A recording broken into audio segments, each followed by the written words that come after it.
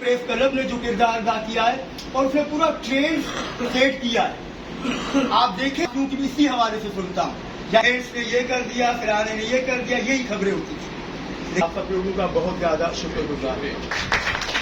अब मैं एक और किरदार के आज से शायद 30-35 साल पहले का एक शुरुआत, जब हम मुझे जाया करते थे और फिर बालक मेला के अंदर बाकायदे मैं शायद वो वाहिद बंदा था जिसको ये आके अपने दुख दर्द बताता था कि खलील यार मेरे साथ ये हो रहा है। कभी ये फैक्ट्री में जाके चौकीदार लग जाता था, वो उम्मीद नजर आ रही थी। अब ईरान में जिलजिला हुआ था क्योंकि प्रोफेशनल लोग इस वक्त वहां नहीं जा सकते। अपने गाँव के लोगों को यहाँ कारोबार करता है, उस एरिया के अंदर दोस्तों मैंने मलिक के फिर 2 मसले देखे हैं, देव सामी इसी के मलिक के 2 मसले, अगर ये 2 मसले